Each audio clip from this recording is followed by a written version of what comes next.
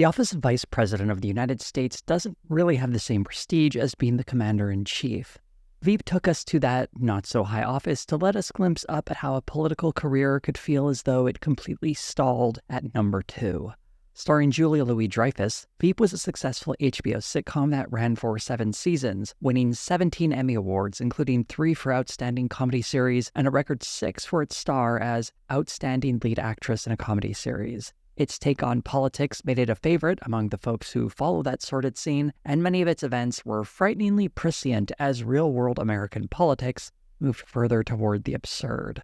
Veep is the creation of the Scottish producer Armando Iannucci. Before Veep, he was involved with a number of productions for the BBC, including being the co-creator, along with Steve Coogan, of the character Alan Partridge. Iannucci had a particularly strong hit with the 2005 BBC 4 series The Thick of It, which took a humorous look at the inner workings of British Parliament. The show was such a success that the rights to create a new version were sold to the American broadcaster ABC. An adaptation was developed by Mitch Hurwitz of Arrested Development fame, and the pilot was directed by famed comedy director Christopher Guest, perhaps most remembered for This Is Spinal Tap. But the American version of The Thick of It didn't quite come together, or at least it didn't come together well enough for ABC to pursue the project, and the pilot ultimately went unaired. That unaired pilot did resurface online in 2023, and watching a few clips of it, it does not fill one with confidence for it being a great series. Iannucci had very little input in the series and would later speculate on part of the problem in an interview, saying,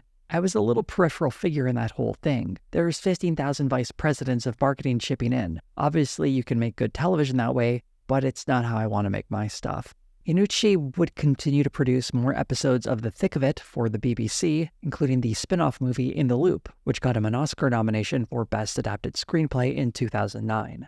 HBO had originally made an attempt for the American version of The Thick of It, and they were Iannucci's preference, but they were ultimately rejected by the BBC in favor of the ABC bid. But with the ABC pilot resigned to the shelf, and In the Loop raising Iannucci's profile even further, he found HBO on his horizon once again. They had been looking for someone to develop a political project set in Washington.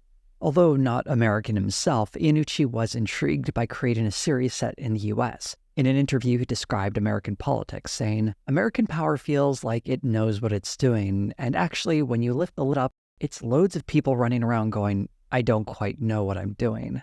The next part was determining what part of the American political system this show would be focusing on.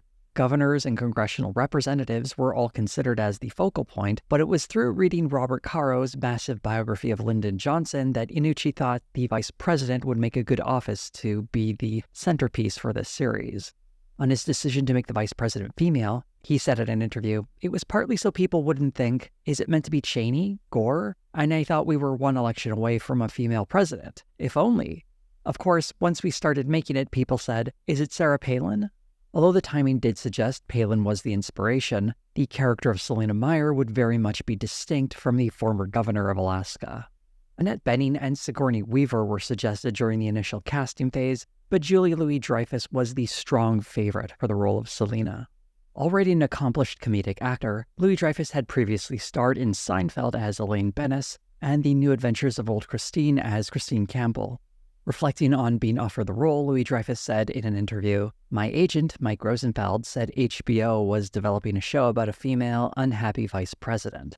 I said, I want that. I like the word unhappy." After a meeting, Iannucci was immediately convinced that he had his Selina. He said, "She was telling me about her own experience of being on a very public stage, how every time she enters a room, she knows people are looking at her, and therefore she has to smile," which was very much Selina. I think she hadn't yet found the format to vent that frustration.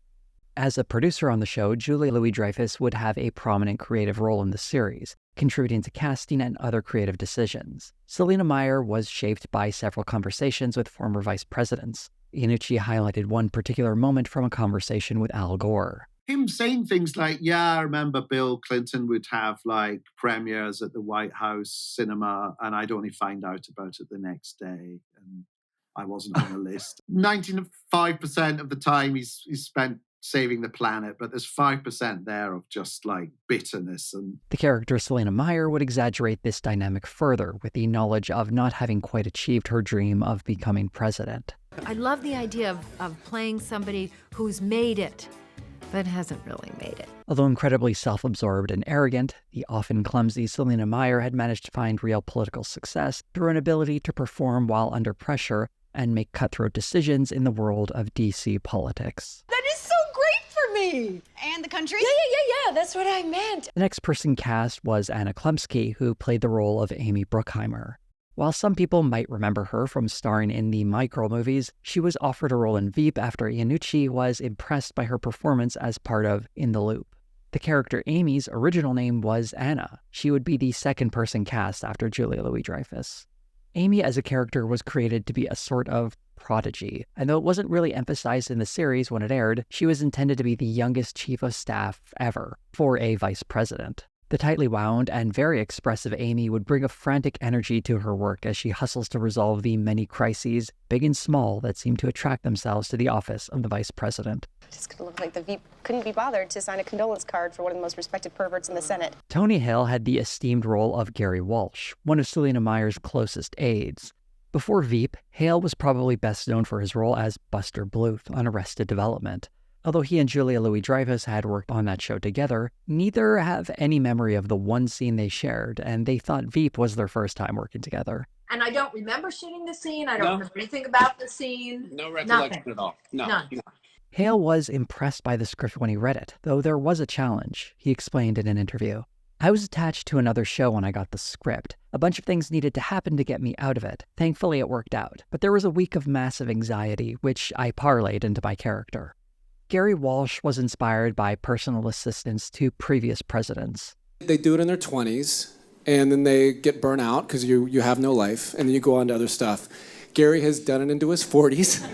Gary is Selina's faithful companion, there to give her the names and details of people she's meeting so Selina doesn't have to waste precious headspace remembering them. There's Congresswoman Clemens. You should speak with her.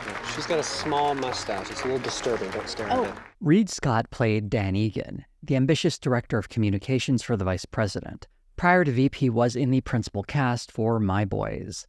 Scott would describe people he knew through family members of his who had worked in politics as inspiration for the role of Dan. He literally says nothing, does nothing without thinking, how will this advance my career? What can this do for me? And it's been really interesting to just play such a selfish prick. Dan is the platonic ideal of a soulless political operative, saying and doing whatever the situation requires him to do to advance his own interests, even if that means sounding like a complete ass. He who speaks in maxims can sound wise. Timothy Simons was cast as Jonah Ryan, the White House liaison to the vice president's office. Before Veep, Simons only had a few credits to his name, though one interesting one had him appearing in a commercial for HBO Go alongside Randall Park. Both would later appear in Veep, with Simons in the principal cast and Park having a guest spot as Governor Danny Chung. The character of Jonah was inspired by staff for the Obama administration. And he arrived for lunch and he was like really red from having drunk too much and shaking, and he was arriving smoking. He sat down with us and his lunch was a beer. Simons didn't fit the initial description for Jonah, who was originally short, bearded, and a smoker. One of the more annoying characters in the series, Jonah is deeply insecure and obsessed with using his tenuous connection to the White House to posture over others, including everyone in the vice president's office. You know, I can see right through your shirt. Is it designed that way? Matt Walsh was cast as the vice president's director of communications, Mike McClintock. Before working on Veep, Walsh had appeared in numerous supporting comedic roles, including hit movies like The Hangover. Walsh was attracted to Veep because of the opportunity to work with Iannucci. That guy who did Alan Partridge had a script, and I asked my agent, John, I'm like, you gotta get me that script. Mike is one of Selina's older staff members, more suited to an analog world of communications than the fast-paced digital world that's approaching them. Did you check the Wikipedia? Did they change her weight again? Somebody keeps hacking into the site and changing her weight. The last member of the original principal cast was Sufi Bradshaw, playing Selina's secretary, Sue Wilson. Before Veep, she had a few small roles in TV and film, but this role would be her most prominent so far. By the time I landed at LAX, my agent called and said that I got the job. Oh, that's awesome. Oh. And then I started screaming like a schoolgirl at the airport.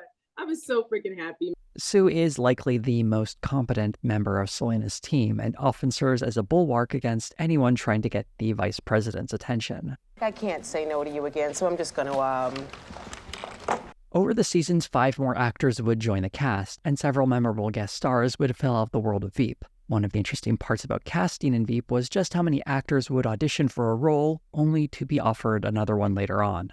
Some of the more prominent examples include Brian Husky, who auditioned for the role of Gary, only to later be cast as adversarial reporter Leon West. Dan Beckedahl had auditioned for Mike, only to later be cast as Congressman Roger Furlong. David Pasquesi had also auditioned for Mike to later be cast as Selena's ex-husband Andrew. And Lennon Parham was considered for the role of Amy to later resurface as Karen Collins, a short-lived aide to Selena. The first 4 seasons of Veep were filmed in Maryland, in part because of its similarity and proximity to Washington, D.C., and it also provided some strong tax incentives. Shooting on location also helped bring the cast together. Tony Hill explained, saying, "We had those 4 years in Baltimore where we were all away from our families and we got really close." The chemistry within the cast does come across in the first season, and it was likely helped because they were given 6 weeks to rehearse together before filming actually began. The sets were modeled off the offices and hallway found within the Eisenhower building. They're incredibly faithful to the originals, and the offices are very authentic in how surprisingly disappointing they are. A lot of it is shabby. I mean, anyone who's been around Washington knows a lot of the offices are very powerful people. People are shocked when they see them in real life.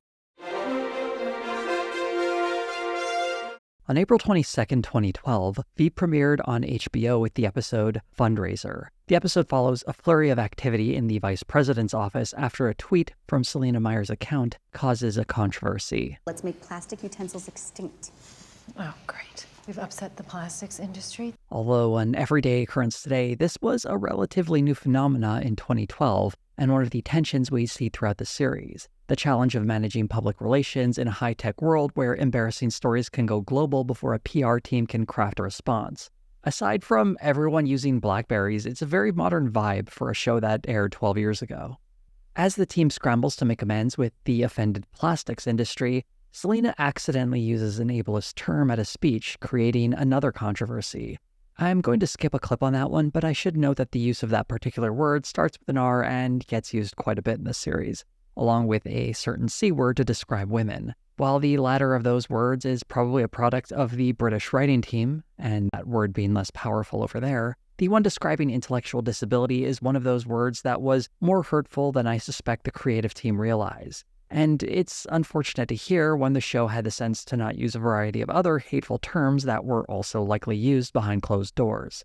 The use of off-color language is worth dwelling on, though, because it's used in a deliberate way to signal to the audience that the version of Selena we see out in front of the public will not be the same as the one we see behind closed doors. The brief moments of her public face are a much smaller part of Veep than her harsher and more acidic tone when in private. These 2 different faces of Selena are integral to understanding Veep as a series.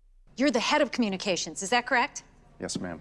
Tuck your shirt in, okay? Your dick is hanging out of your pants. The pilot episode establishes what much of the series will be about, the hostile workplace environment dedicated to making Selena seem like the perfect public servant. The various crises, like the damaged relationship with the plastics industry, would often weave in and out of episodes. Selena's team, often through a stroke of luck, barely keep their boss's head above water, all while she yearns for a bigger spotlight upon herself. The optics of a policy are always emphasized over their impact. There aren't any wide-eyed do-gooders trying to make the country a better place. This series shows us a cynical version of politics that is about acquiring power, ostensibly to do good, but in reality to gratify Selena's ego. And she's far from the only politician we'll be meeting who's motivated by their own self-interest. A few other relationships are established in this first episode, such as the tension between Amy and the newly hired Dan, Gary as Selena's disturbingly passionate supporter, and everyone's general distaste for Jonah. Don't tell me what can do, Doogie f***ing Hauser. I don't know what that means. This was not a workplace sitcom where friends would band together against a common enemy or have fun hijinks in their workspace. Rather, this was a competitive workplace where characters would take a special delight in each other's downfall, while hurling a series of insults back and forth. And anything outside that dynamic, such as Gary fawning over Selena, was viewed as weird and deeply suspect. The world of Veep was not a friendly place. The level of incompetence in this office is staggering. Governments are designed to help societies organize themselves in ways that can maximize the flourishing of the people within them. At least that's the theory. Veep very much puts that idea to the test by presenting a government that is fixated on publicity stunts and political subterfuge. In the Season 1 episode Frozen Yogurt, we see Selena's team try to figure out what kind of frozen yogurt she should order as part of a fluff piece at a local ice cream shop. Mint. It implies freshness, trust, traditional values. Fascinating. Meanwhile, Selena is handling real business in negotiations with Senator Doyle, played by Phil Reeves. Selena is trying to help form a clean jobs task force, and Doyle wants to keep representatives from the oil industry off of it in exchange for his support of Selena's filibuster reform plan. The vice president, on the other hand, has already agreed to put an oil guy on there in the previous episode for her tweet controversy. The drama of this clean jobs bill runs through much of the first season, with it eventually getting to the Senate as an amendment to another bill, but when the Senate vote ends up in a tie, Selena then casts the tie-breaking vote. If she votes for the bill to pass, the legislation she championed becomes enacted, but it would undermine the agenda of the president, who had asked her to stop making the clean jobs bill happen. Which way are you going to vote? The way my principles and conscience tell me to go. Okay. Which way do you think that should be? Selena decides to vote against the amendment. Is this what I came into politics to do, Amy? It's a rhetorical question. Obviously, I didn't come into politics to do this.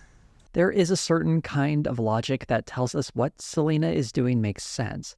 In order to guard her political position, she has to sacrifice some good she can do in the present so she can hopefully do more good in the future. And so the potential of her good graces with the president are deemed more important than the more immediate clean jobs bill.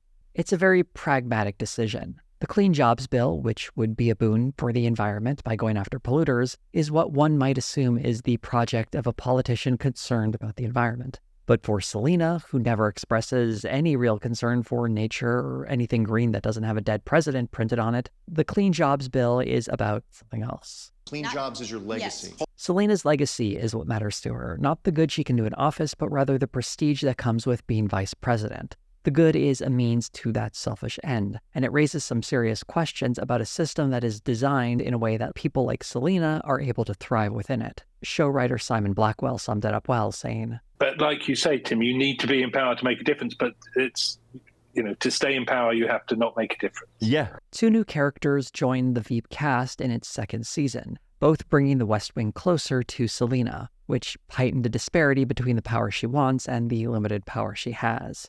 The 2 new cast members were Kent Davison, played by Gary Cole, and Ben Cafferty, played by Kevin Dunn. Cole had appeared in several movies and TV shows over the years, notably as Bill Lumbergh in Office Space and as Vice President Bob Russell on The West Wing.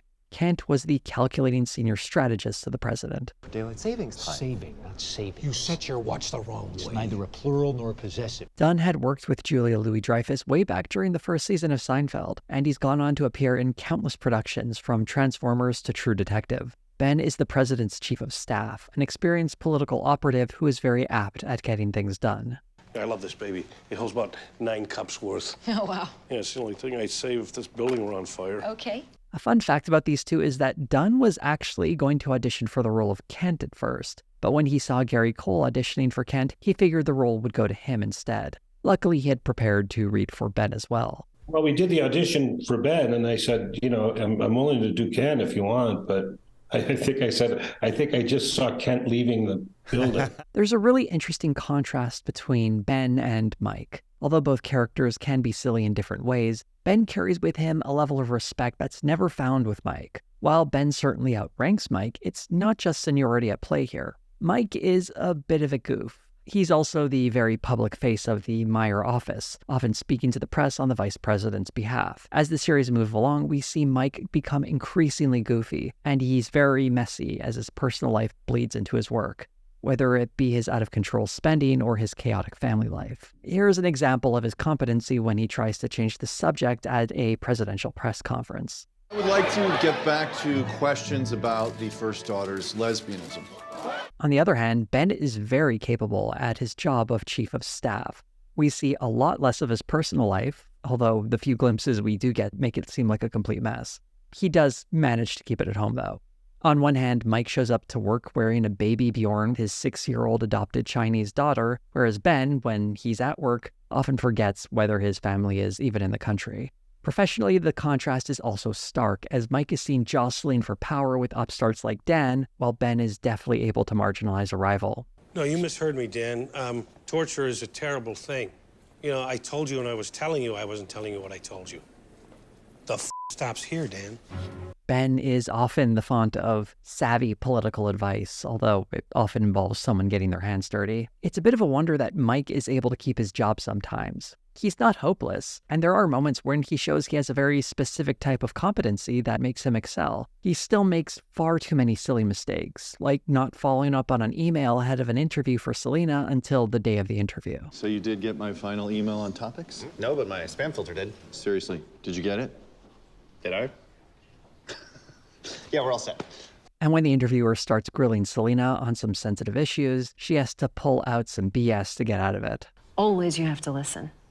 Because in politics, a backbone and a heart are only as good as your ears. While Mike's role is important, moments like this reveal that it's not so critical that his screw-ups can't be papered over, as they often are. Yet, even when he's in these marginalized positions, he still finds ways to harm Selena's administration. On the other hand, when Ben starts working for Selena, he's so indispensable that when he offers to take the fall for a scandal where the Meyer administration uses hacked materials for a campaign operation, Selena considers him too valuable to lose. Or at least more valuable than Dan. We'll skin you like a squirrel, clean you out like a dirty f***ing chimney, and wear you like a glove puppet with my fingers sticking out of your dead f***ing eyeballs. I cannot endorse that message, but I do acknowledge it.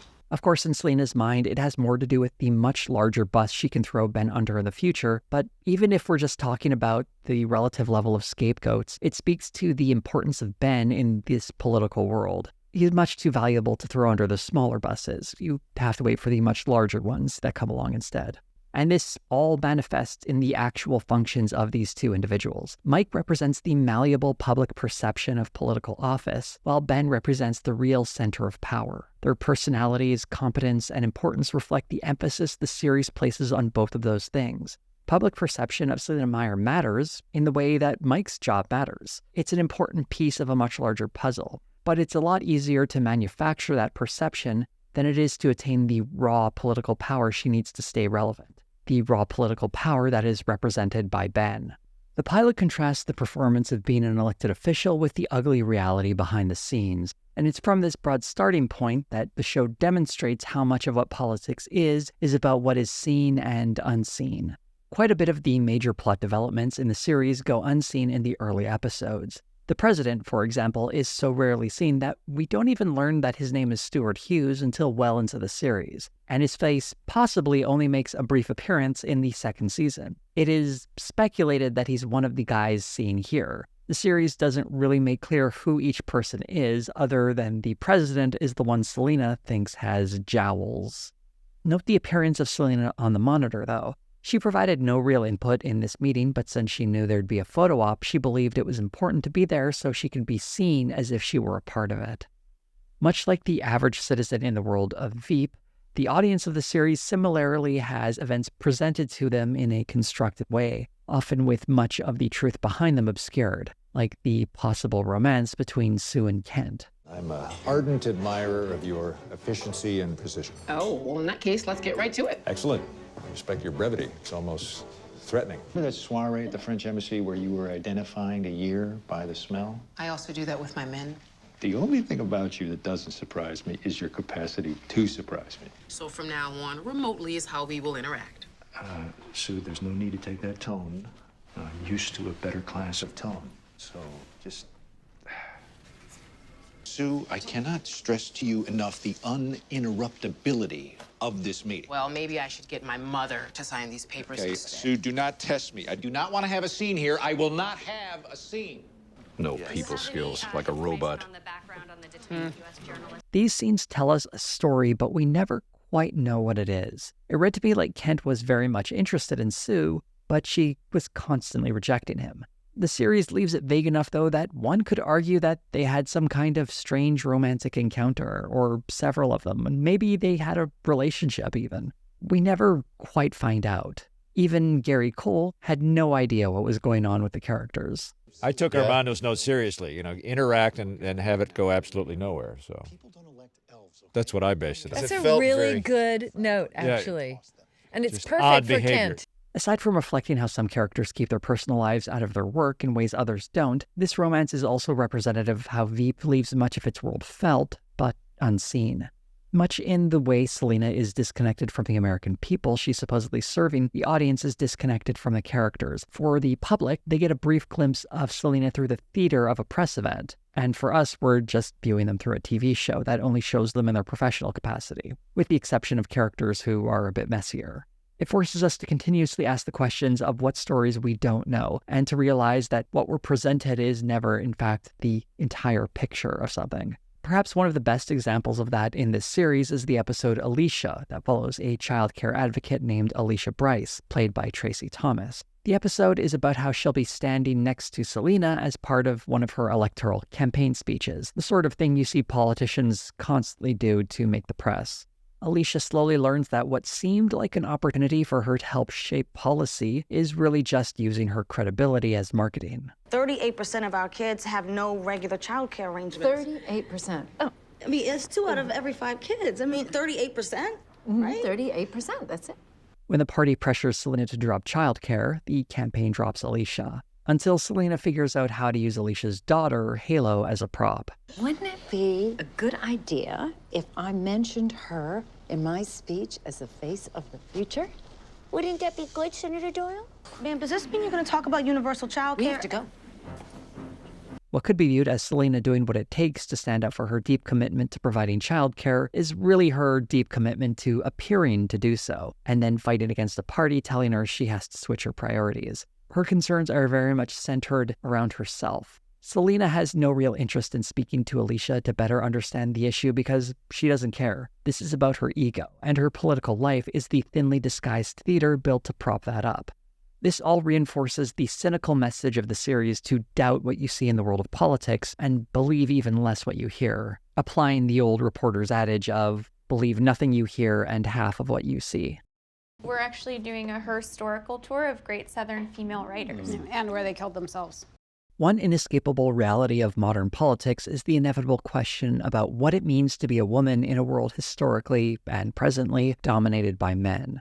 That wasn't what Veep was really supposed to be about, though, at least not entirely. While the series isn't about women in politics, it is a reality that is acknowledged in the series. In an effort to reflect that reality, throughout the series we see numerous references to how Selena had to put up with grabby congressmen and senators while she was on her political ascent. This is like having 2 different senators with their hands up my skirt, which actually happened to me once during a Supreme Court confirmation. And in the Season 2 episode Helsinki, we see her groped by the Finnish Prime Minister's husband, played by Dave Foley. He just squeezed my tit like a balloon.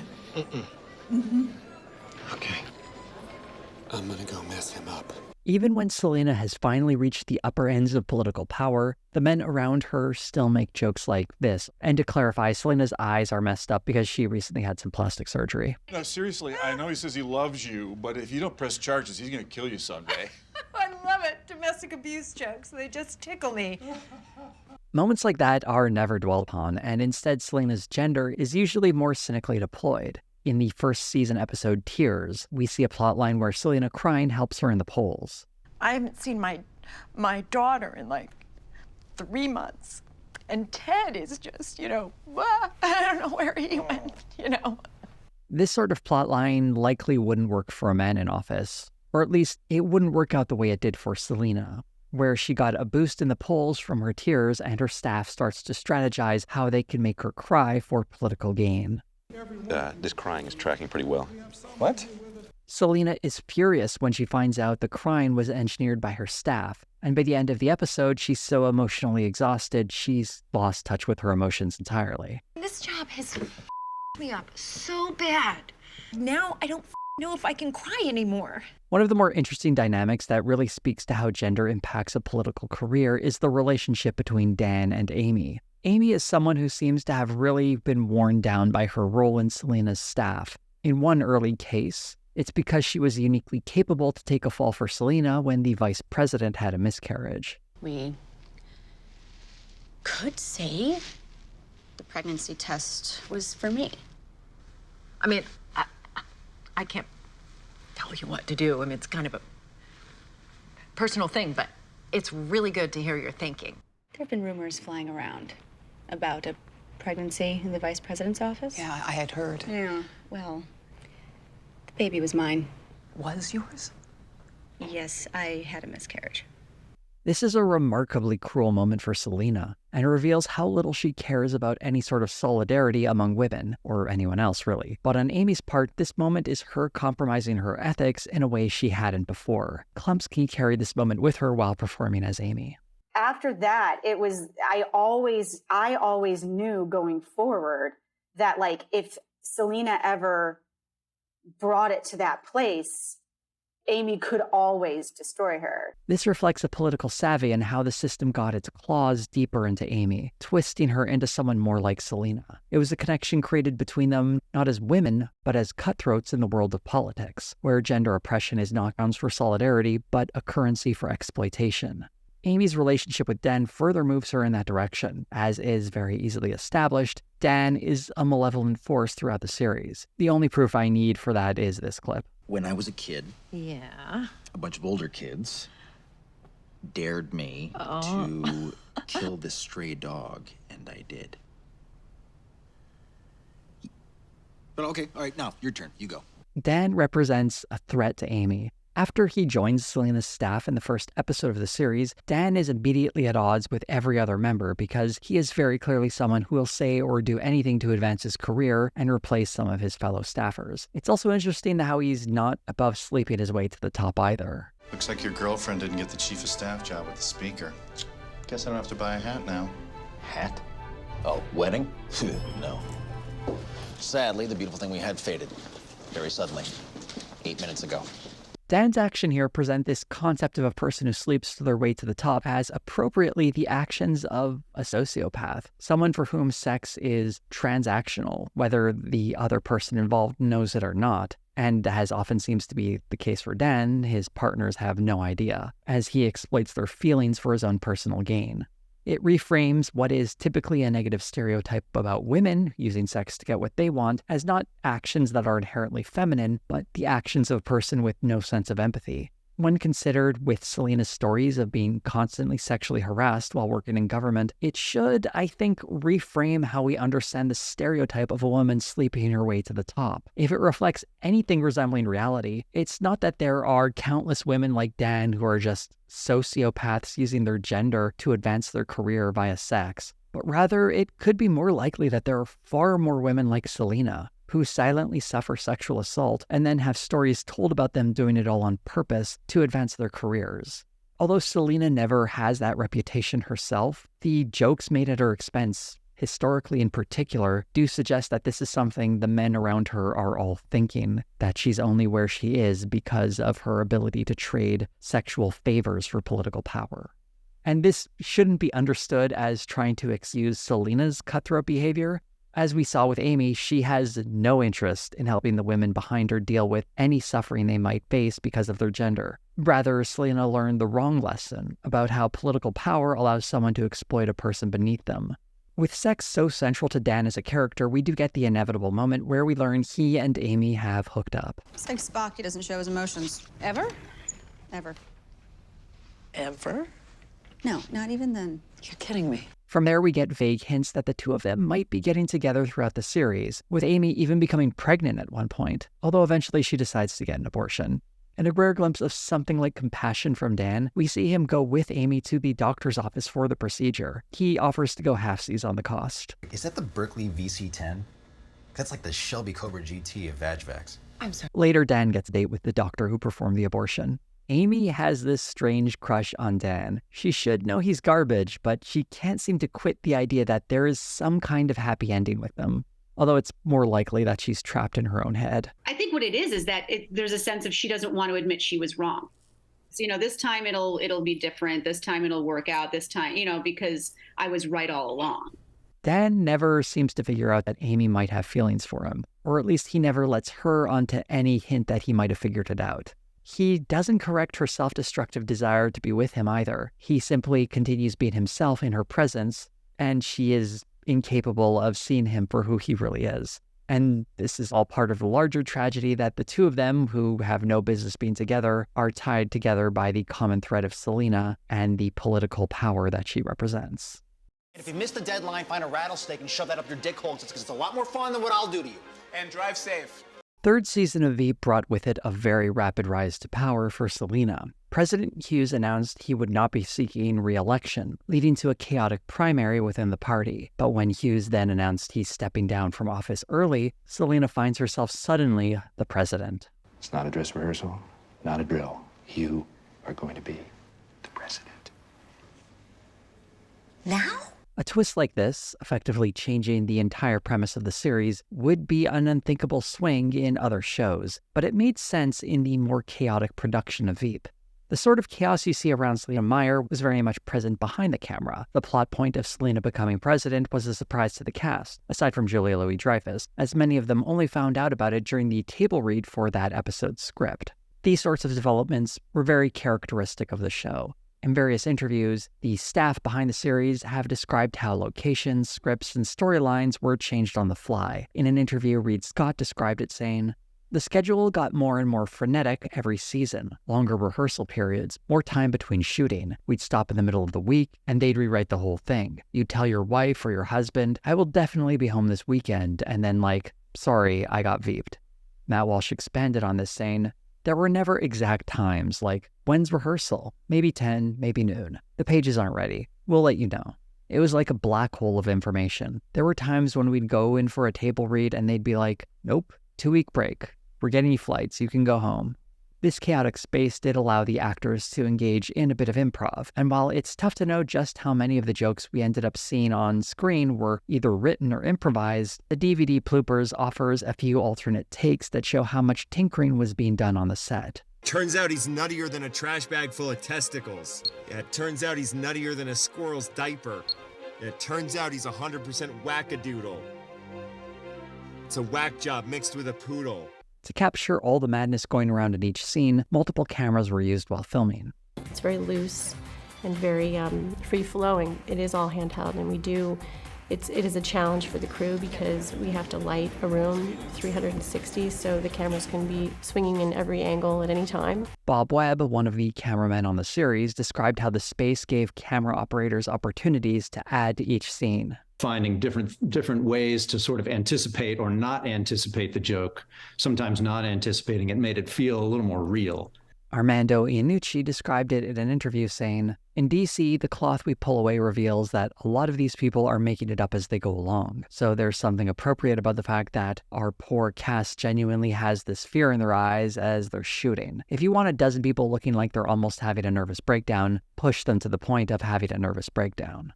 Editors for the series, like Anthony Boyes, adapted with the more creative approach to on-screen continuity, not relying on the camera to explain what's happening in every moment within a scene. Gary's doesn't know how to type in 001, and he asks what 001 is, and then we just cut out the bit of him typing on the phone.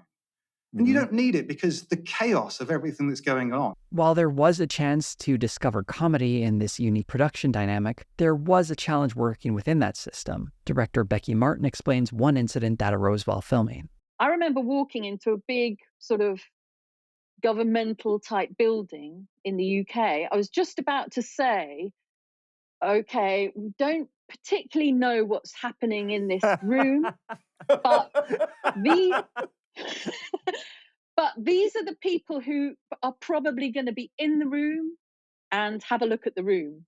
So everyone was just about to do that when we got a phone call saying, that location's gone, everyone back on the bus. With all this chaos on the set, it shouldn't be surprising that it's reflected in the show itself. Although the storylines hinted at throughout the series are sometimes meant to be obscure, sometimes it's simply a product of ideas that are introduced and then dropped. Iannucci has been described by members of the cast, such as Matt Walsh, as a planter rather than a planner. That is, instead of planning out a storyline for the season, he plants several ideas, follows up on the ones he finds most interesting, and then just drops the others. Sometimes there are small story ideas, such as Sue working on a book about her experiences, briefly mentioned in the pilot, and sometimes the story ideas get much further along, such as Gary having a fiancée, Dana, played by Jessica St. Clair. She's introduced in the second season, appears in a few episodes, only to vanish, and is never mentioned again.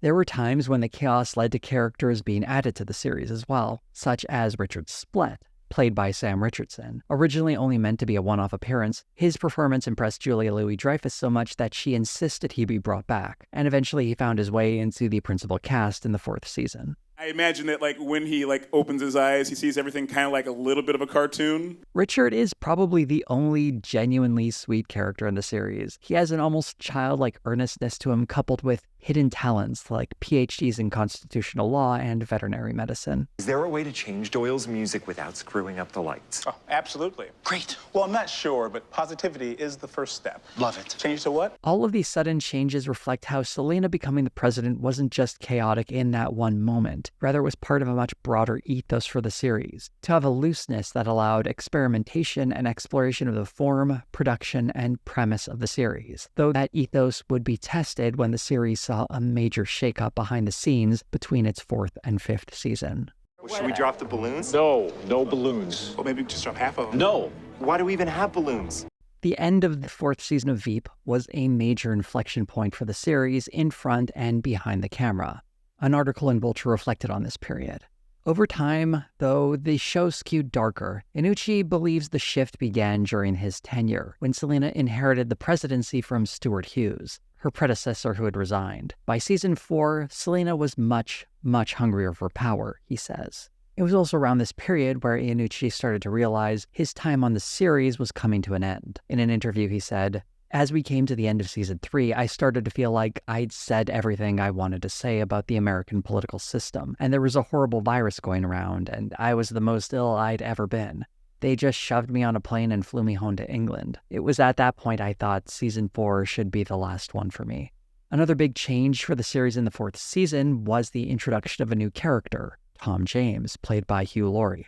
Laurie probably needs little introduction, but if you don't remember him from his starring role in House, you may remember him as part of the comedy series A Bit of Fry and Laurie, the Jeeves and Wooster series, or loads of other things he's been in. The character of Tom James would be the seemingly charming, authentic politician who is very nearly the sort of guy you can believe in, until you find out he isn't. I'm not an attorney. I don't point the finger. I don't lay blame. That's not who I am.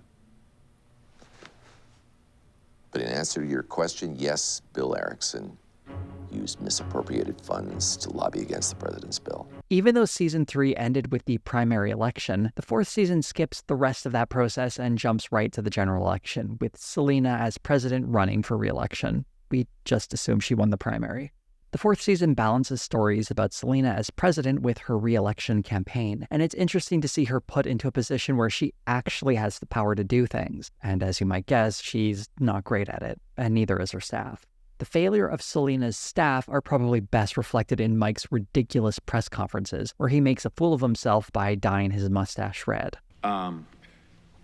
Moving on to the... This might remind you of the time Rudy Giuliani had his hair dye melt during a press conference, but it's important to note that this episode of Veep actually predates that by a few years. As the various failures and mistakes start to pile up and the spotlight on Selena's office intensifies, she starts cracking down on members of her staff, throwing Dan under the bus for a data theft crime she was liable for. Halfway through the season, Selena gets rid of her sitting vice president, the former Senator Doyle. When Amy's recommendation of Tom James as a running mate is ignored, she quits in spectacular fashion. You are the worst thing that has happened to this country since food in buckets and maybe slavery. The fact that you are a woman means we will have no more women presidents because we tried what and she sucked. Goodbye, ma'am. And Selena ends up going with Amy's idea anyway. As the season progresses, Selena is increasingly isolated as her former staff starts drifting away from her. Doyle, Amy, Lee, Karen, Dan. This place is leaking bodies faster than a Chinese ferry. When potential crimes rear their head again, Selena throws another staffer under the bus. This time it's the relatively recent hire of Bill Erickson, played by Diedrich Bader. Bill Erickson would have been overseeing that aspect. Bill Erickson. Bill Erickson. Mr. Bill Erickson. Bill Erickson. Yes, Bill Erickson. You consider yourself innocent. I am innocent. Do you want me to take off my shirt so that you can see all the knife handles sticking out of my back? In spite of all these betrayals, as the season ends on election night, Selena is still surrounded by a team, including some people who had nasty breaks with her earlier on. Although the season seemed to be building towards Selena being isolated because of her own selfish desire to cling to power, this doesn't happen. She's the president, and being the president means that she has a lot of power, and that power will always attract people. What we're really seeing is how much more brutal Selena is becoming in her quest to hold on to that power. And it's a reflection of how that power means more than anything in the world of politics. And to look at the staff members all around her desperate to be around that center of power, it really makes the whole process seem so degrading. People will tolerate and eat copious amounts of garbage if it means they can be close to those levers of power. Even with all those betrayals, Selena still doesn't win the election, though she doesn't lose it either. It's a historic tie for the presidency. For those wondering, yes, this is something that is technically possible, but considering how most states tend towards certain parties, it's not very likely in the real world. But Veep isn't the real world, so we get a tie. There is a procedure to follow after there is a tie. The members of Congress vote on which of the two candidates will become president, and then the Senate votes on who will be vice president. But if Congress can't decide on a president, while the Senate chooses a vice president, the elected vice president becomes the president. So Selena could technically lose the presidency to her running mate, Tom James. You might want to watch that if you become president. That does happen. Want to be my Veep? This was where Armando Iannucci left the series. The fact that the electoral college was split evenly, for me, was the ending, because that, for me, summed up where I saw American politics at the time, which is just locked in this kind of nothing can happen because both sides are evenly split. Although Iannucci was ready to leave the show, Julia Louis-Dreyfus was not. It never occurred to me that we would end the show at season 4. I didn't want to end it. I loved the show. I loved the concept. And I felt as if there was a lot more comedy and story to be mined. That was just my gut. Iannucci was perfectly happy to let the show continue without him, and HBO was certainly happy to keep their critically acclaimed series on the air, so now it needed a new showrunner to take Iannucci's place. Throughout the production of season 4, Julia Louis-Dreyfus, Casey Boyes from HBO, and Veep executive producer Frank Rich began figuring out how the show would continue. In an interview, Frank Rich said, "All the agencies submitted lists of potential showrunners to replace Armando. But I remember Casey calling me saying, there's only one person who can do it, and if he can't, we'll end it honorably." That was Dave. David Mandel had extensive experience in comedy, having been a writer and producer on Seinfeld and Curb Your Enthusiasm. His experience with Julia Louis-Dreyfus and HBO made him a natural fit to replace Iannucci.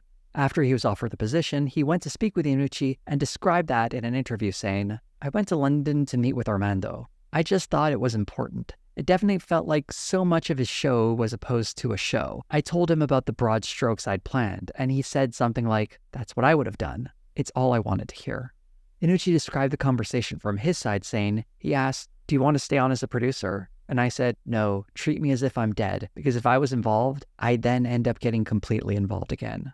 With the departure of Iannucci, many of the writers from the UK left with him. Mandel brought in some new talent, though a few of the British writers were kept aboard to maintain a sense of continuity. The style of writing and improv changed on the series as well. An article for Vulture described it. Mandel's approach was still improvisational, but more writers room-based than Iannucci's. Production was also moved from Maryland to Los Angeles, bringing much of the cast back home.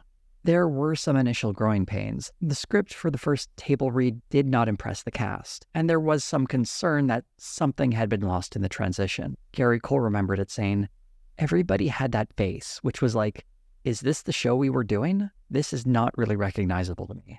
After a conversation with Julia Louis-Dreyfus, Mandel realized he needed to make an adjustment. It was an easy rewrite. Once it clicked. The rewrite was like, it was like night and day. Reed Scott said in an interview. After the writers got over that hump, you could see the collective sigh of relief. Season 6 was when you really saw the new regime's voice come into their own. Over the next 3 seasons, we would see Veep start to delve a bit deeper into the characters' various histories, in particular exploring Selena's past. But first they had to figure out what to do about that tie. That's where Season 5 would begin. As Selena desperately pushes for the electoral process to tilt towards her, she learns that Tom is not the ally he pretended to be. You think Tom is helping O'Brien? But what could O'Brien offer him that's better than the vice presidency? Literally anything. Although this confrontation ends with them having sex, the two never quite get on the same page. But we do get this will they, won't they undercurrent that bubbles beneath the surface of their various interactions through the rest of the series. Selena's desperation can be felt even more acutely with how hard she goes on a congresswoman. And then I'm going to have the IRS crawl so far up your husband's colon, he's going to wish the only thing they find is more cancer. Good God. In spite of all her efforts, even making deals with the Chinese behind the scenes, the vote in Congress ends up undecided. But instead of Tom winning the vice presidency in the Senate, as was expected, it goes to Laura Montez, the running mate of Bill O'Brien, Selena's opponent in the general election. So the new president is the vice president of the guy Selena was running against. Now, out of power, Selena is left on her own, with Gary. There was never any doubt on the side of the creative team that Selena was going to lose. In fact, her losing is one thing Julia Louis-Dreyfus really appreciated hearing from David Mandel when he explained his vision for the 5th season. And in spite of a few rocky moments, the 5th season and the transition to a new creative lead on the series ended up a resounding success. Mandel reflected on that saying, "The show was the same but different, and that was important to me." Then the reviews came out. At that moment, I realized how many critics assumed I'd fail because some of those reviews were more effusive than they should be. Expectations were so low. Did you ever go through an awkward phase? No! One of the more prominent points made in these later seasons of Veep is how the problems of the present have their origins in the past. We got an early hint of Selena's troubled past in the Season 5 episode, Mother, where Selena's mother suffers a stroke, and as her life hangs in the balance, we get a sense of Selena's love for her parent. I'm talking about pulling the plug on my mother here. How's a 0.5 percentage point in the poll supposed to sweeten that biscuit? More like double digits. Really? After she loses the election in the 5th season, Selena is left without much direction in her life, so she decides to work on her memoir. And by work on it, I mean she has Mike write it for her. I don't think we ever discussed salary. We should probably iron that out. So. Oh, yeah, you get paid when the book's finished. Okay.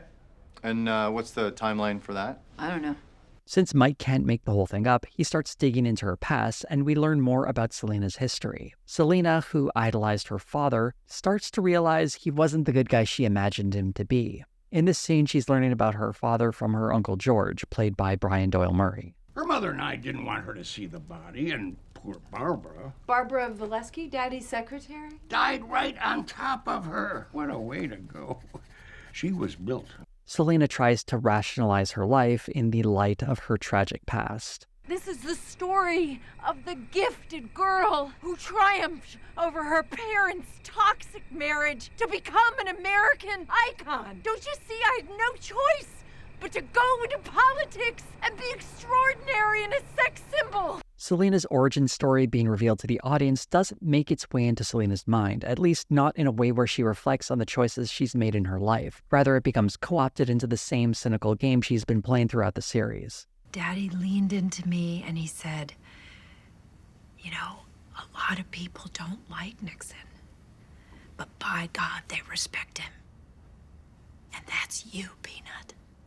Even these memories of her father's words, instead of being understood as heartless, are molded to meet Selena's ends. The way she takes everything around her and twists it into a narrative that will deliver her into power. In this case, quite literally, it fuels her eventual book. A Woman First, First Woman, a memoir.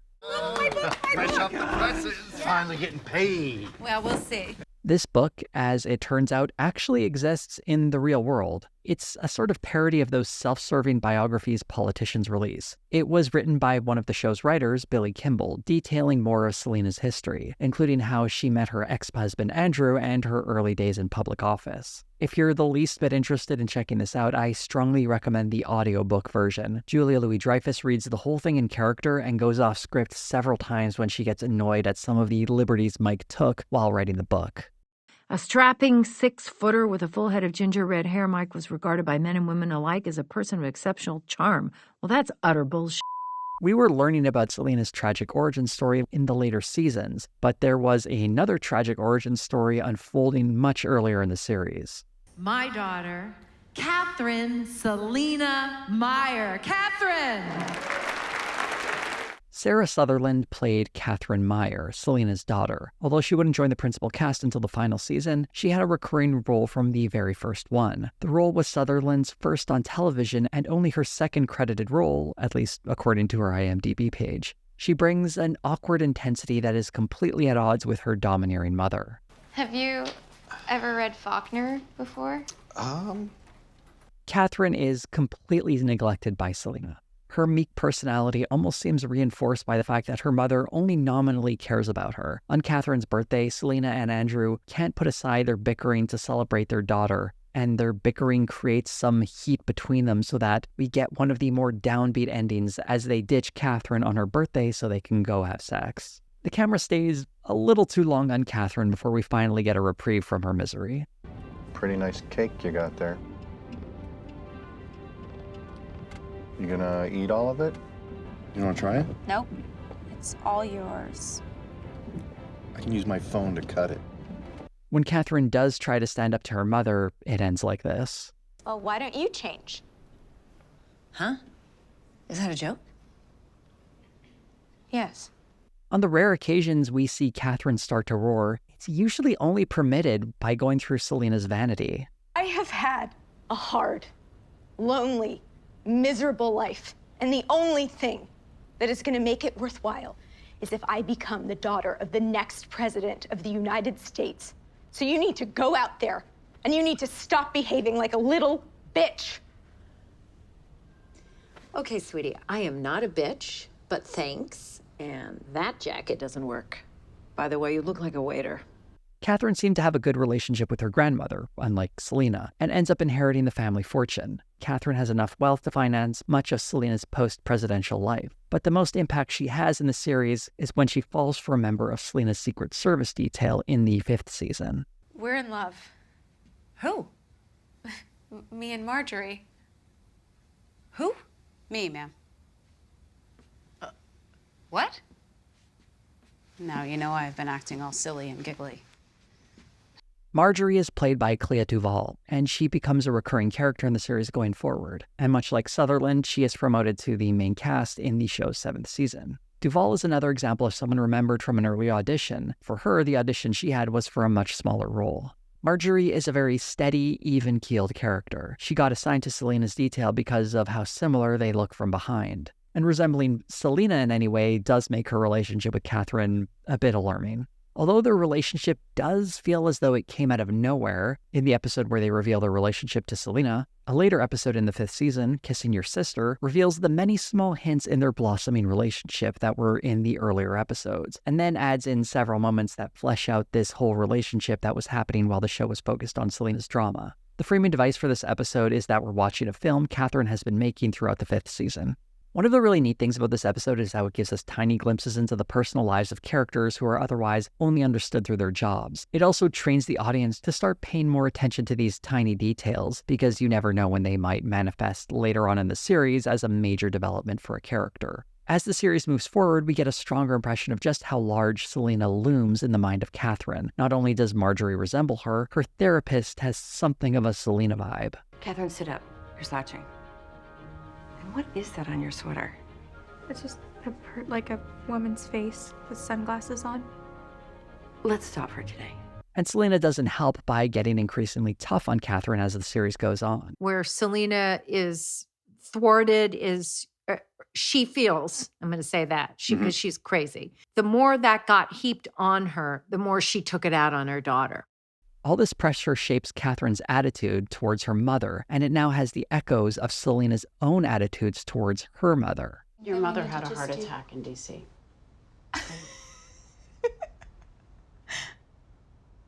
Oh my God, I can't believe I just did that.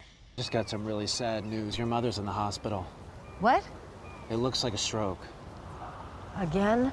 What the show is presenting is a cycle of abuse and neglect, one that we first see with Selena and her mother that is passed down to the relationship of Catherine and Selena. Naturally, none of them are self-aware enough to see this, but it does hit on the theme of cycles that reverberate through the series. The cynicism of Veep isn't strictly limited to a view of politics in the brief window of time it was on the air. Rather, it's meant to reflect a long-standing cynicism towards politics that has existed throughout decades. The recurring political issues of gun control, abortion, and immigration are topics on the show much the same way they are today, and have been for many decades. The second half of the series focuses on the histories of characters to try to explain the trauma that people bring with them to politics as well, and how similarly these are cycles that repeat themselves. Catherine and Selena have a bad relationship that lacks intimacy and connection, and Catherine is mimicking that by being attracted to the very emotionless Marjorie, much in the way Selena married Andrew, a man who reminded her of her father. One difference here is that Marjorie is actually a decent person, whereas Andrew is a con man. Marjorie really cares about Catherine, although she doesn't express it in a way that's familiar to some others. She does seem to have a lot of love in her, and Catherine at least can pick up on that. And whatever happens with the child she and Catherine have together, kind of hope that at least one of them will help break the painful cycle once and for all.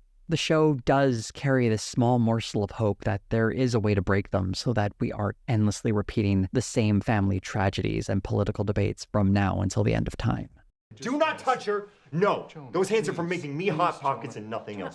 Jonah Ryan is a difficult character to like, and that might be a good instinct to follow. When we first met Jonah, he was an obnoxious White House intern who is of so little importance that his job is to liaise with the vice president's office. When he can't rise to the level of importance he thinks he deserves, he tries building an online identity, and then he gets fired. You think you've seen the end of Jonah Ryan? You haven't even seen the start of Jonah Ryan. I'm leaving here with my head held high and my nuts hanging low on your mom's chin, Martin. I'm gonna be back as the f***ing president. It's Jonah Ryan, 2026. That's a midterms year, Jonah. Well, then I'll change it! Jonah is very obnoxious. There is a weird dynamic that's explored early on for the character when he's the victim of sexual harassment at the beginning of the 4th season. The guy grabbing Jonah is Teddy, played by Patton Oswalt, the chief of staff of Vice President Doyle while Selena was in the White House. If this had happened to another character, it'd be horrific. But the audience dislikes Jonah so much that it's mostly played for a laugh each time it happens. And of all the characters to point out how awful this is, it's Dan who does that. What the hell was that? Nothing. It's just jock stuff. You know, just guys having fun. That isn't Jonah. That's sexual harassment. Jesus.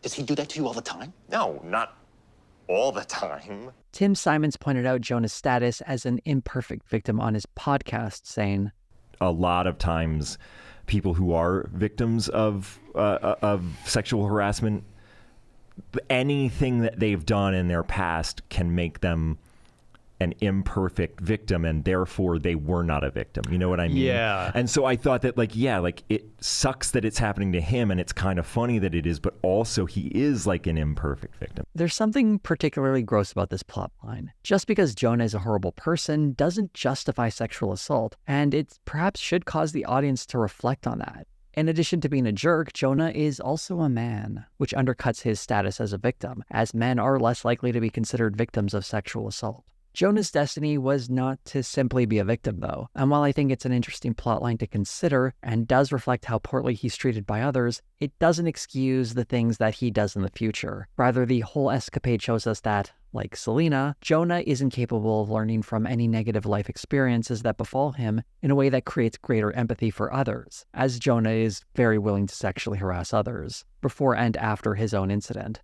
In fact, Jonah uses his status as a victim to boost his own profile.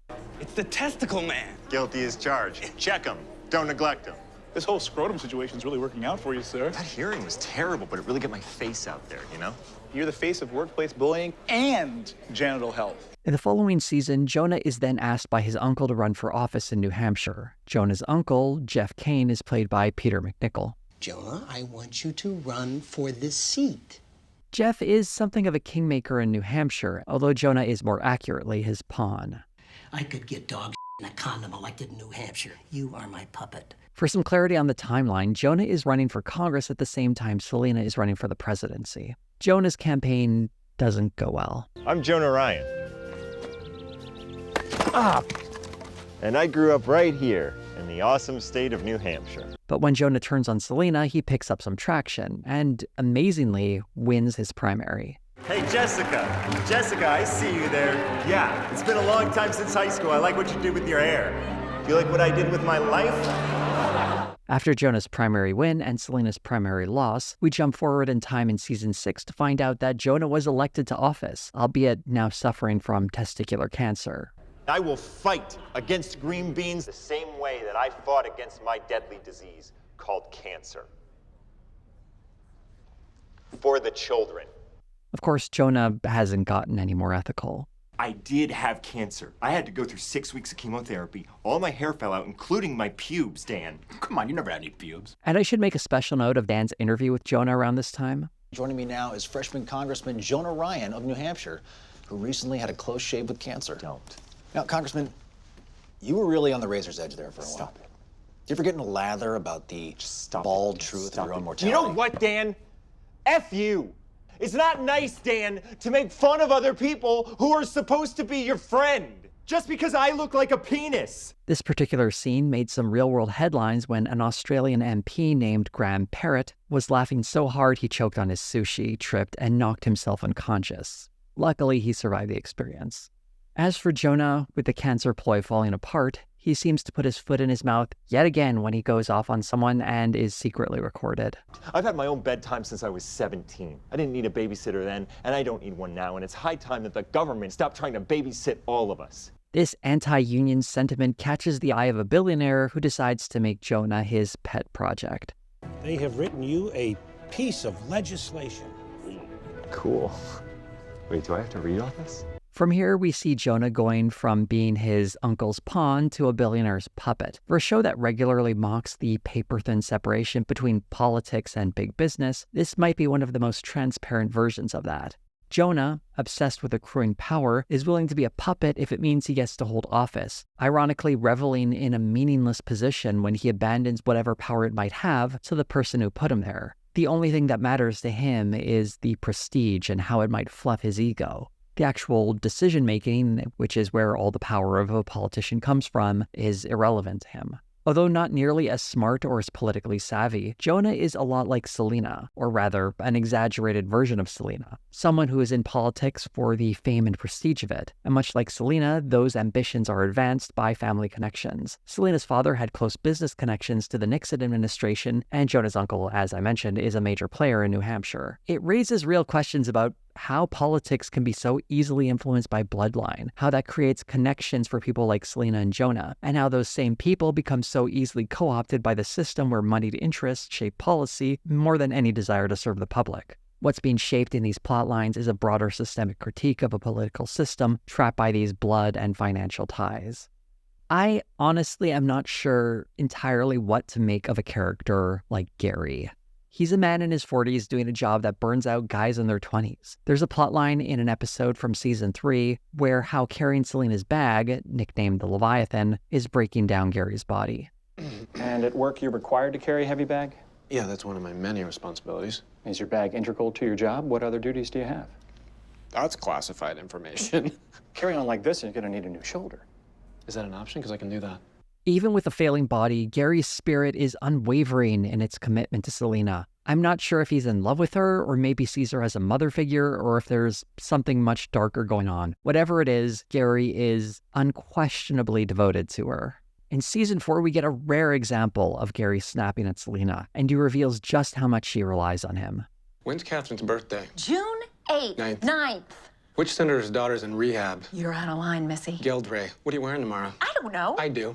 I'm your calendar, I'm your Google, I'm your Wilson the volleyball. In season 6, Gary suffers a heart attack for the 3rd time, and we see a rare glimpse of Selena's concern for him when she tries to be nice. Oh, I cut up a chicken sandwich and I put it into pasta.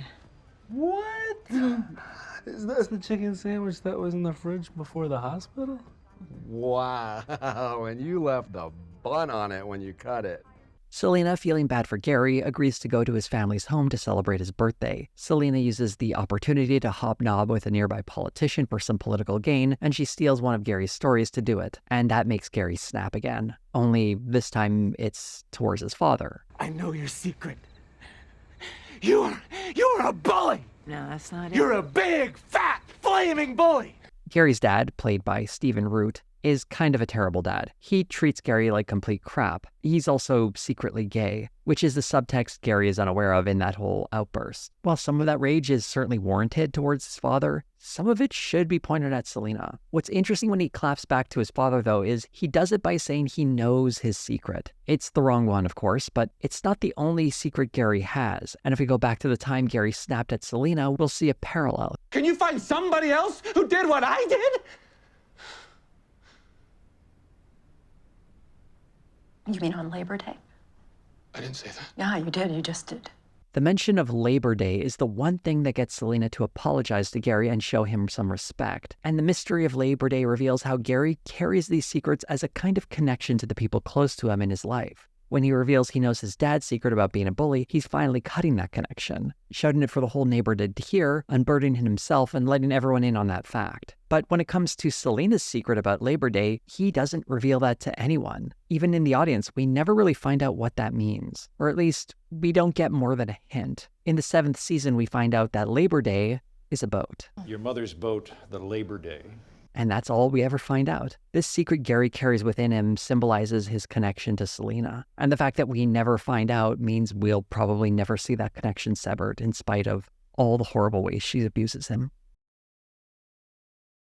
Behind the scenes, there were some real-life health issues that impacted 2 members of the cast. Between seasons 5 and 6, Sufi Bradshaw was diagnosed with pancreatitis, and for the sake of her health, had to leave the show. I was told by the doctor to rest, and so I'd had an option to go back to work or not, and I just I told production, I was simply like, the doctor said I shouldn't. Luckily, Bradshaw has since recovered and in recent interviews appears to be in good health. It was sad to see Sue leave the series, though she was enough of a wild card that her sudden departure doesn't leave the show in a lurch or seem out of place. Of all the characters, Sue seemed to have the most active life outside of her job, and it's nice to think that she might have simply found something more fulfilling to do than keeping annoying people out of Selena's office. Between seasons 6 and 7, there was another medical emergency that upended the show, the breast cancer diagnosis for Julia Louis-Dreyfus. Showrunner David Mandel reflects on this time saying, "I got a call from Morgan saying that Julia wants to talk to me. When she said, 'I've got some bad news,' the only place my head went was that we were losing an editor or our DP had taken another gig. Julia Louis-Dreyfus doesn't get cancer." At first, Louis-Dreyfus insisted on keeping the show going while she was receiving treatment, but it became apparent that she couldn't keep up working on the series while going through treatment. So the decision was made to shut down production until she was healthy, since Veep simply cannot work without its main character. While going through treatment, Julia Louis-Dreyfus reflected on how returning to Veep helped her keep a positive attitude. Thankfully, Julia Louis-Dreyfus was able to recover and would return to the series for its 7th and final season. To clear up one misconception, though, the reason the show ended was not because of its star's illness. Executive producer Frank Rich said in an interview, "One thing that people don't seem to understand is that there's no correlation between the decision to end the show and Julia's illness. The decision was made before she was diagnosed." And I want to say that I love America. However, one side effect of Julia Louis-Dreyfus's time off to treat her cancer is that it gave the creative team more time to reflect on the current political moment in the United States. During the production of the 6th season, Donald Trump had been elected to the office of president. In fact, they were filming the season 6 episode titled Georgia when the results were coming in. Catching much of the world off guard, his more brash and in-your-face style of rhetoric and his ability to escape any sort of consequences for transgressions that would sink any other candidate was somewhat at odds with the world presented in Veep, where there tended to be consequences for those sorts of actions. This notion of getting hoisted on your own petard. There's no shame anymore. There's no the electorate seems to embrace you for the horrific mistakes that have cost Selena her career episode after episode after episode. One of the defining traits of Selena Meyer throughout the series is her starting off as bad and becoming much worse as time moved forward. This is a pretty standard convention in sitcoms, as character traits tend to have greater emphasis placed on them to create more extreme comedic situations, so that the show doesn't feel stale or tired. But in the case of Veep, this convention reflects how much further Selena is willing to sink in her quest for power. So it's not just about keeping the comedy feeling fresh, there is a real thematic resonance at play here. At the end of the 6th season, Selena has decided to run for president again, and we see her give up the things that made her happy towards that pursuit. Her new grandchild becomes a prop, she leaks a story that gets her presidential library put on hold, and she dumps Jafar, her Qatari boyfriend who genuinely seemed to care about her. I'm going to be with the real folks out there. I want to feel their feelings, and I want to hear their speakings. Throughout season 7, we see this pattern repeated as Selena believes she's owed the presidency. As far as I'm concerned, America owes me an 8-year stay in the White House, and this time I want a war. As part of her campaign, Selena sells out her gender. How about for once in your life, you stop whining, you stop complaining, and just man up? Because Selena also starts working with the Chinese to suppress the vote in South Carolina. Big news. Wendy just got a call. We're going to adopt another baby from China. I think it's that secret message. One of the few real accomplishments of Selena's presidency was freeing Tibet from Chinese rule in the previous season, and to get even more help from the Chinese in the election, she offers to backtrack on that. Our loyalty to it is unshakable. I'm sorry. You can have Tibet. What? Freeing Tibet won Selena a Nobel Prize and was genuinely a wonderful thing she did. While it was pretty much an accident having caught the Chinese at a weak moment and having it handed to her, it was still nonetheless a big win and was going to be a part of her legacy. But in the race for the White House, it becomes just one more thing to barter away. Even the more cynical motivation for attaining power, a legacy to fuel Selena's ego, is tossed aside for the promise of even more power. And the season frequently asks the question what the point of all of this is for her. Why do you want to be president? Leon, I've got this. It's all in my head, so just don't worry about it. Sorry. Why would you want to be president? As the child of a Native American. And Okay, I got the gist. At the same time Selena is running, Jonah is also in the primary to be the party's nomination for president. I am announcing my exploratory committee for the presidency of the United States of America, which basically means I'm definitely running. Jonah's campaign is a horror show, and one that does have a certain echo to it. Its appeal is very much focused to white men. He's tapped into something. Yeah, his stepsister. Well, it's playing big with non-college educated white males, with college educated white males, basically white males. His policies are anti-daylight saving time and anti-math. And by anti-math, I mean racist. Math was created by Muslims. Yeah, and we teach this Islamic math to children. Math teachers are terrorists. And he goes anti-vax. Pennsylvania, you have the second lowest vaccination rate in the nation, and when I am elected president, you will be #1. I should mention this episode aired in early 2019, in some ways predicting the anti-vax movement that would come in the following year. When the anti-vax sentiment leads to an outbreak of chickenpox, including Jonah's father, who he had recently reconnected with. Because the outbreak pattern followed all his campaign stops, he goes another way. How do these diseases get into America? How? Immigrants. Kill them! Yeah, well, I mean, we don't have to kill all of them. I mean, there are some good immigrants. Beyonce? Jonah starts to do better in the polls, graduating from the bottom of the pack to starting to control a decent number of delegates going into the national convention, which was really the whole point of his running in the first place. The idea was he would get enough support within the electorate that he could force concessions in the party platform that favored his billionaire backer. Much like his time in Congress, Jonah doesn't really care about any of these policy positions, he's just saying whatever his billionaire backer tells him to. In many ways, Jonah is a tool.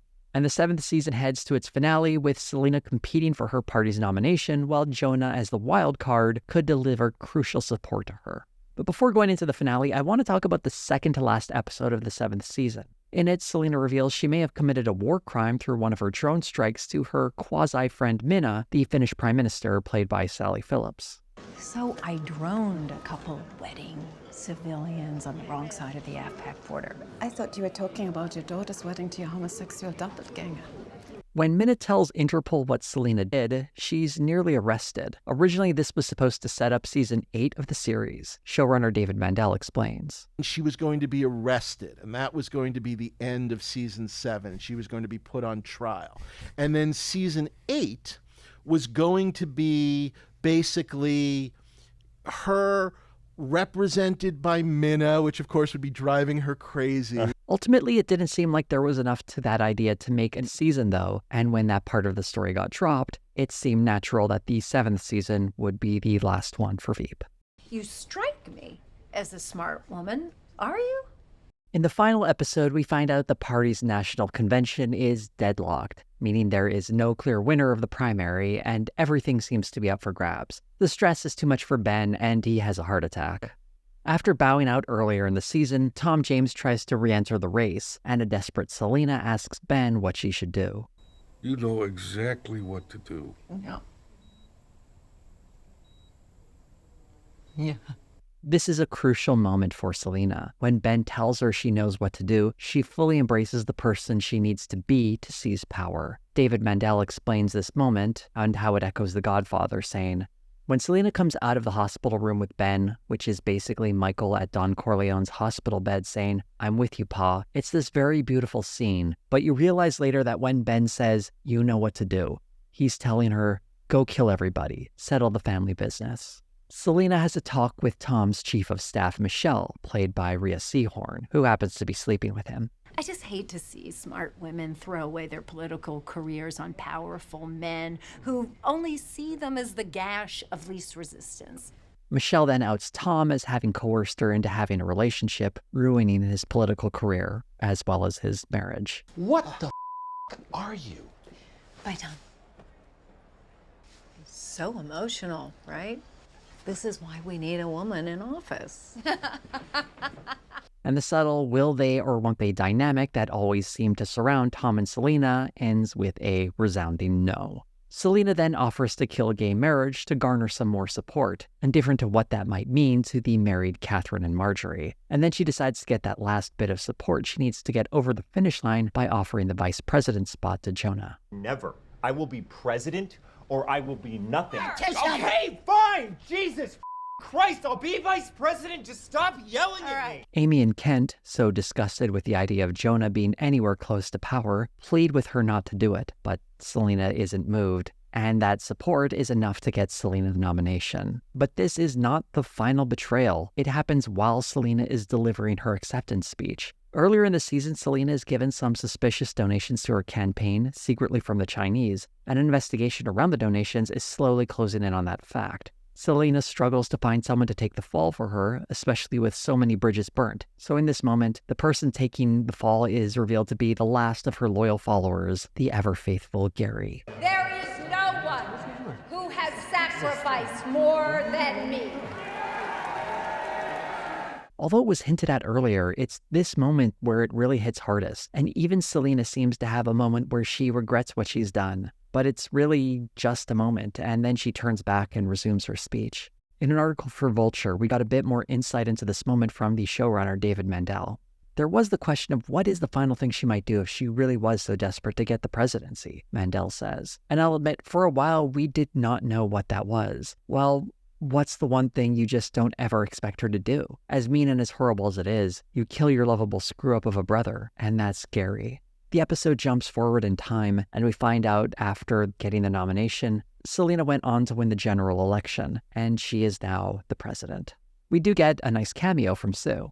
When I am president, You won't be. If you want to work for me, then I would start treating me with the respect that I deserve. I am. Other than that, Selena's old team largely seems to have moved on. We get a little callback to the first episode to emphasize that. The level of incompetence in this office is staggering. I mean, the level of incompetence in this office is just... Selena is alone now. She still has people with her, but not the people who are closest to her. And we see the door close on her and her solitude as she takes a call. We then flash forward 24 years later. Selena Meyer has passed away, and we are witnessing her presidential funeral. We see the many people in her life mourning her, although mourning takes many different forms. For instance, Catherine has a different attitude towards her mother's death. Who wants margaritas? Over here. What did I miss? Mike, now a successful newsman, recounts the highlights of Selena's second presidency, overturning gay marriage, returning Tibet to China, and her vice president, Jonah, getting impeached. I didn't want to go to that stupid funeral anyway.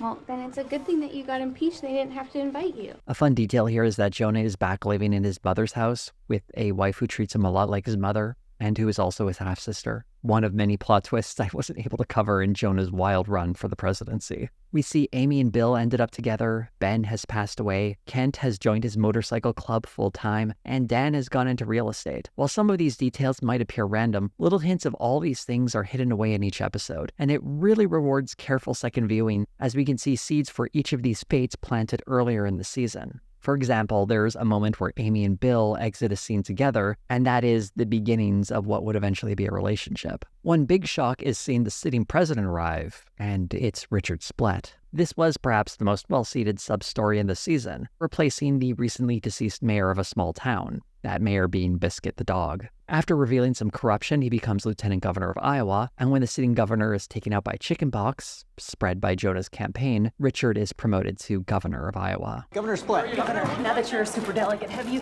given any thought as to who you're going to be endorsing at the convention? Isn't there any way I can endorse all of them? And in the final episode, Richard is named the Secretary of Agriculture, setting him up to run for president 20 years later. Basking in the glow of a landslide re-election following President Splett's historic three-state solution Middle East peace agreement. One of the last people to show up at the funeral is Gary, having served his prison sentence. You'd hate the flowers, but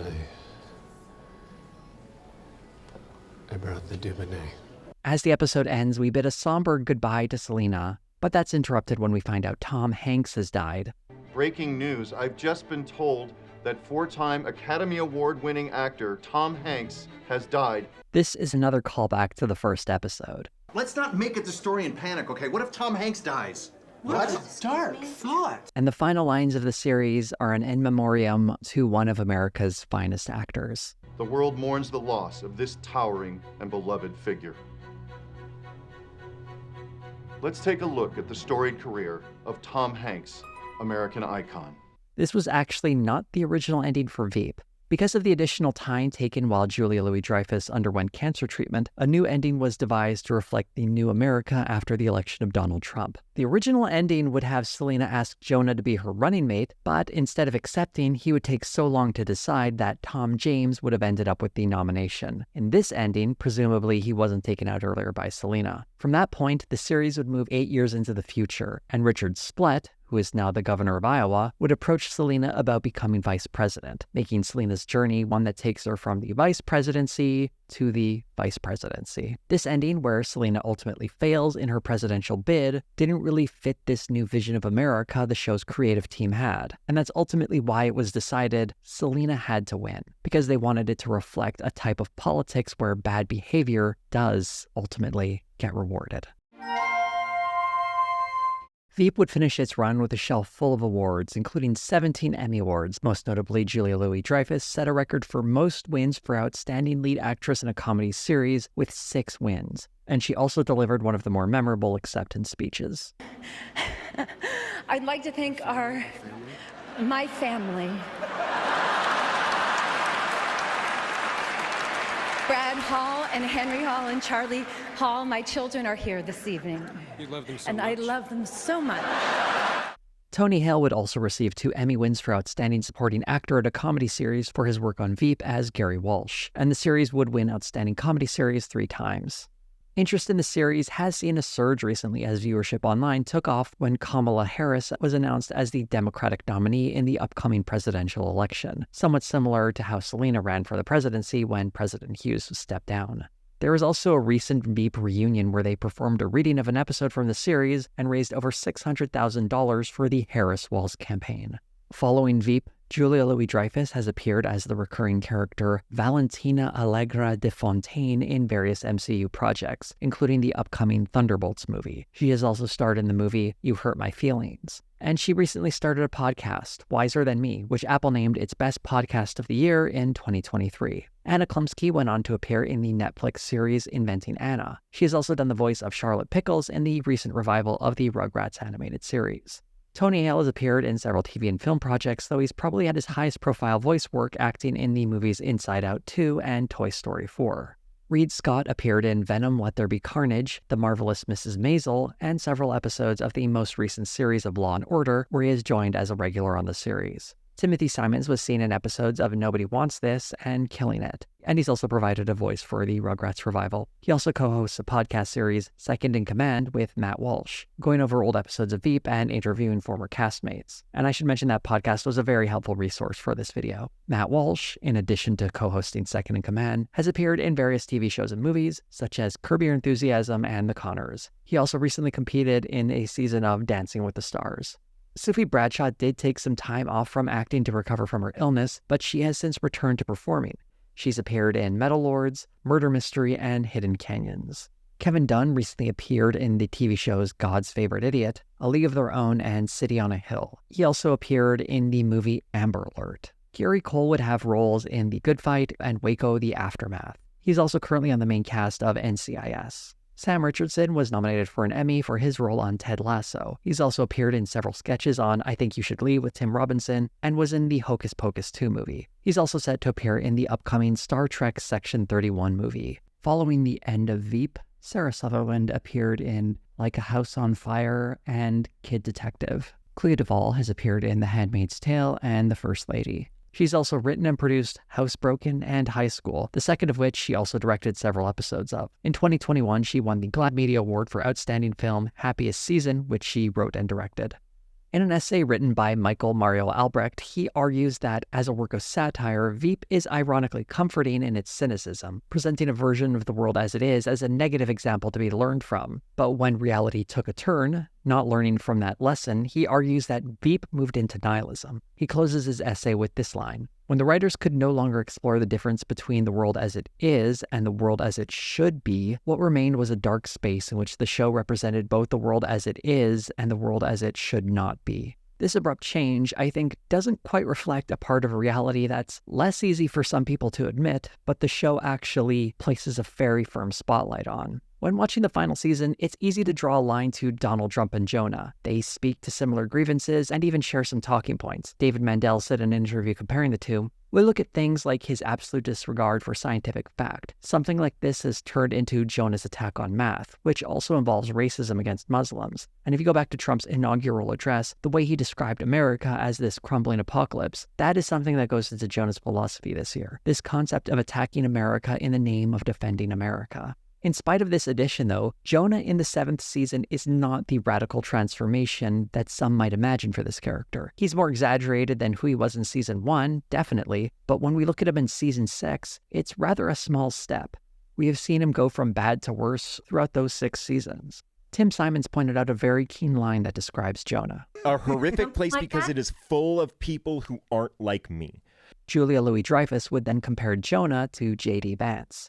Selena Meyer is Donald Trump and you are J.D. Vance, and there's just no way to get around it. Jonah in the 7th season isn't just a manifestation of Trump. He's also a symbol of his potential legacy in J.D. Vance. If we take a step back looking at season 6, we can see that Jonah wasn't meant to be any of this, but was still very much connected to that sentiment. Originally, Jonah was inspired by the Tea Party movement from the early part of the 2010s, a very vocal and far-right movement within American politics. In Veep, Jonah's candidacy is financed by a billionaire tapping into an ugly rage in parts of the electorate, reflecting much of the reality of the real-life political movement. And that's a movement we see right-wing politics leaning into more heavily, one that has always existed, but has simply been communicated to via dog whistle. This was the ready-made constituency that Trump tapped into.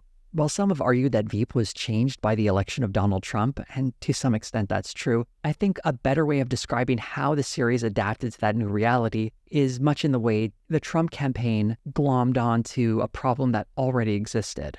Veep wasn't really transforming so much as it was growing into the cynical reality around it. In the first season, there's a great scene where Selena is in a hospital and some of her comments accidentally resonate with a surprising number of racists. They're taking over our ports. It's like they've invaded us. Yeah, now they think they can be president? No way! Come on, this is the White House, not the Yellow House. This is a button politicians have always been able to press, and over the course of 7 seasons, it goes from a light touch of that button to slamming down a fist on it. To suggest that in any way Veep gave up on being a satire and simply devolved into nihilism, I think is a mistake. It simply morphed to reflect the more harsh and obvious reality we're living in, where a presidential candidate doesn't have to simply dog whistle racism, they can lean right into it. One of Veep's strengths is that it shows us how politics operates within cycles, and progress can slip through our fingers as these cycles repeat when politicians exploit the ugliest elements of our society. What Veep suggests is that perhaps the work needs to be done to exorcise some of these uglier feelings from the body politic itself, that a politician will never be able to save us from ourselves, but will help reinforce the worst of us. Maybe we need to understand the limits of electoral politics and understand our obligations to making society a better place is something greater than casting a ballot every other year. The very last shot of Veep that was filmed was Selena sitting in the Oval Office taking a call. David Mandel remembered it saying, "The whole schedule had been built, so the final Veep shot we did was with Julia. So we get to it, and I kid you not, easily 200 people, wives, kids, were at Video Village. Afterward, we went back to the writers' offices, and no one wanted to go home. Like, if we leave, it's over."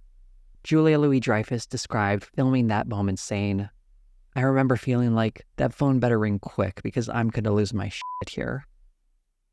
Veep is such a natural fit for my channel that I'm honestly surprised I hadn't covered it sooner. Maybe because it was a more recent show, or maybe because I wasn't really watching it when it originally aired. Whatever the reason, it never really occurred to me as a show I should cover. But I'm glad I did, not just because, timing-wise, this matches up very well to some stuff that's happening in real life. It was also something that got me thinking about how we view politics and the cynicism that comes with it.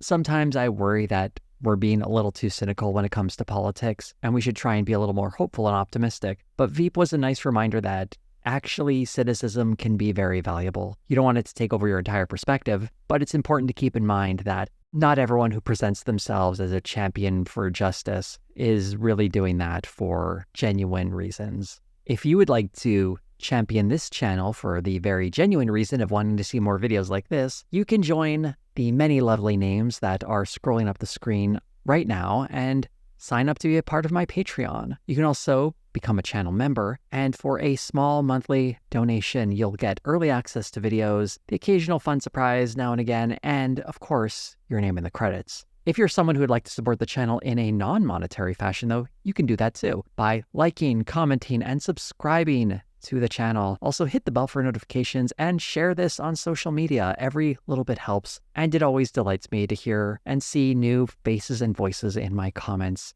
And to each and every one of you, thank you all so much for watching. Politics in a nutsack.